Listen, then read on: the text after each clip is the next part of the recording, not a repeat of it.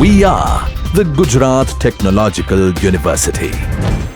Since its inception over a decade ago, GTU has been empowering young and curating minds to realize their true potential. Over 4 lakh inspired students are enrolled with one of the premier academic universities in India. With more than 450 affiliated colleges in its fold operating across 5 zones of the state, GTU, the International Innovative University, your place to move forward.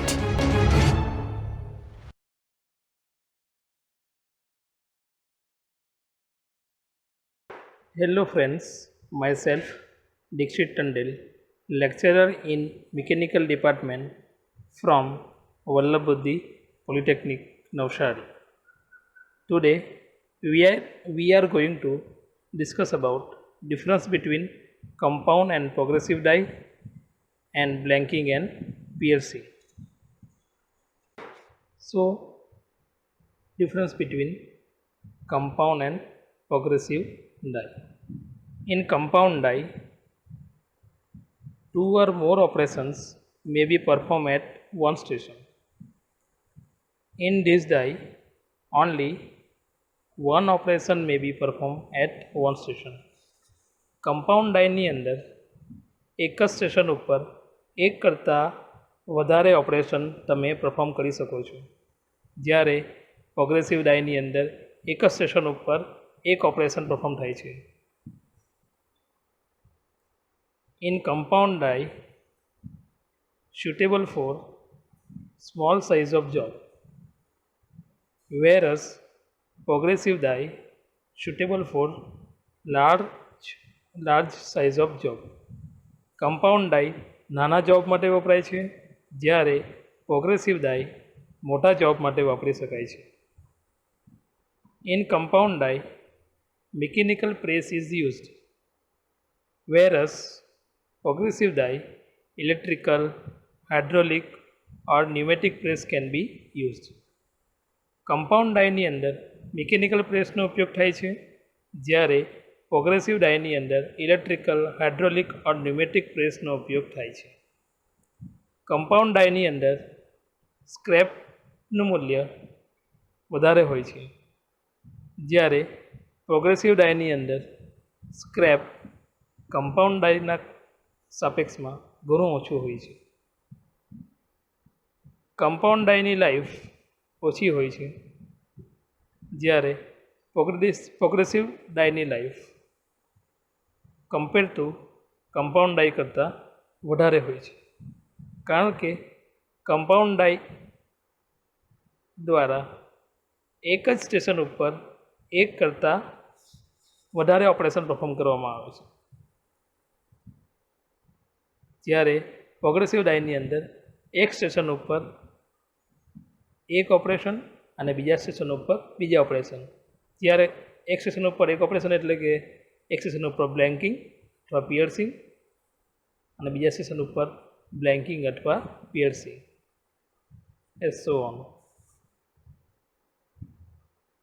In compound die, wastage of time is more if die break or to change or is to be redesigned, whereas in progressive die, the wastage of time is less if die break or change is to be redesigned. જ્યારે compound ડાયની અંદર ટાઈમનો બગાડો વધારો થાય છે, કારણ કે compound ડાયની અંદર જો ડાય તૂટી જાય અથવા ડાયને રીડિઝાઇન કરવામાં આવે તો ડાયને બંધ કરી દેવામાં આવે છે, જ્યારે પ્રોગ્રેસિવ ડાયની અંદર એક સ્ટેશન ઉપર એક જ ઓપરેશન થતું હોવાથી તેમાં વેસ્ટેજ ઓછું થાય, અને બીજું કે તેને ઇઝીલી રીડિઝાઇન કરી શકાય. હવે આપણે વિડીયો દ્વારા થોડું સમજીશું કમ્પાઉન્ડ ડાય અને progressive ડાયનો difference.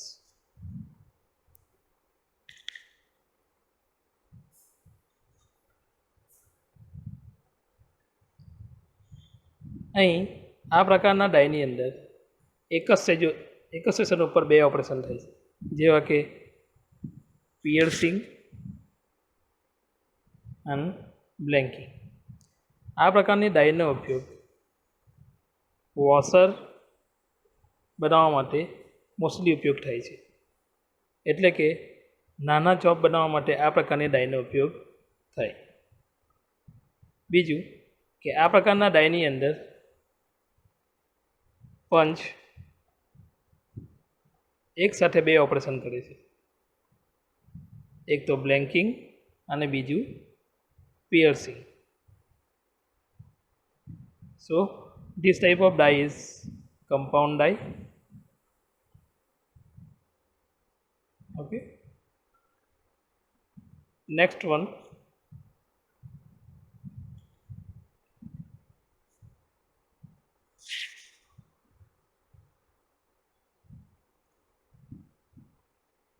Progressive dye.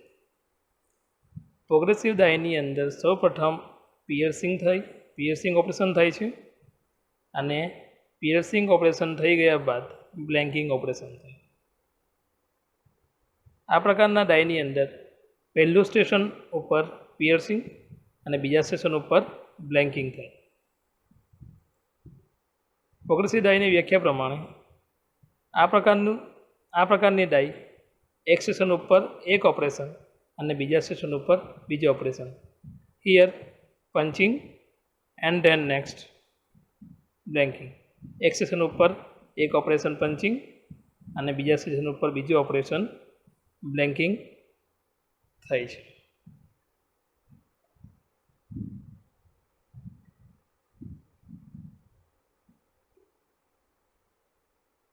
Okay friends,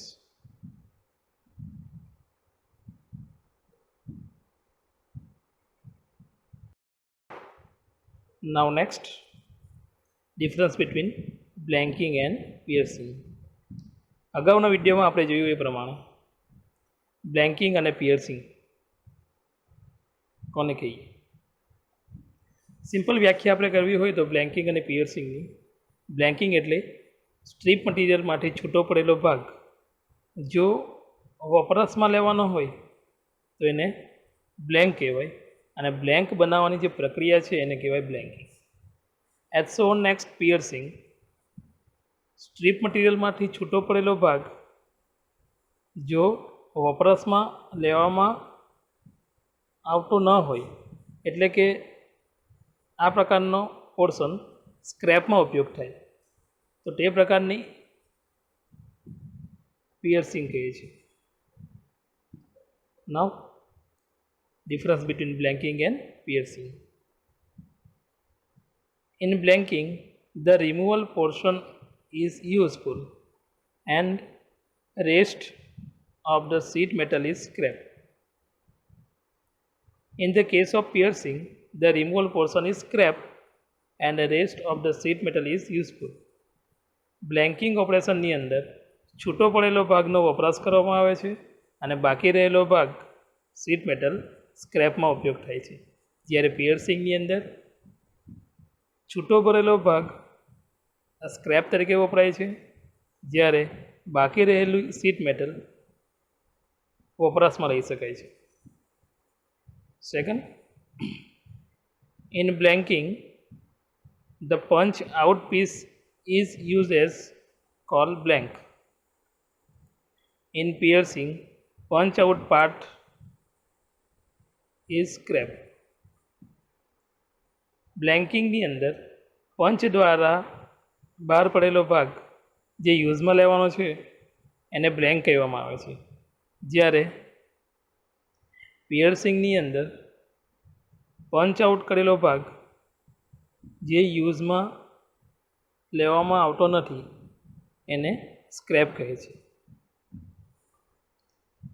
next, the size of die is according to the blank, whereas in piercing the size of punch according to the hole. ડાયની સાઇઝ બ્લેન્કના આધારે નક્કી કરવામાં આવે છે બ્લેન્કિંગની અંદર, જ્યારે પિયર્સિંગની અંદર પંચની સાઇઝ હોલના સાઇઝની આધારે નક્કી કરવામાં આવે છે. નેક્સ્ટ, ક્લિયરન્સ પ્રોવાઈડ ઇન્ટુ પંચ whereas piercing clearance provide into die. બ્લેન્કિંગની અંદર પંચને ક્લિયરન્સ આપવામાં આવે છે, જ્યારે પિયર્સિંગની અંદર ડાયને ક્લિયરન્સ આપવામાં આવે છે. Now next, shearing provide to the die in blanking operation. In piercing, shearing provide to the punch. બ્લેન્કિંગની અંદર ડાયને શિયરિંગ આપવામાં આવે છે, જ્યારે પિયર્સિંગની અંદર પંચને શિયરિંગ આપવામાં આવે છે. અહીં બ્લેન્કિંગ અને પિયર્સિંગને એક જોબ બતાવવામાં આવેલો છે, જેની અંદર યુઝફુલ પોર્શન તરીકે બ્લેન્ક એટલે વર્કપીસ અને સ્ક્રેપ તરીકે શીટ મેટલ, જ્યારે પિયર્સિંગની અંદર સ્ક્રેપ તરીકે હોલ અને શીટ મેટલ વર્કપીસ તરીકે ઉપયોગમાં લેવામાં આવે છે. So thank you.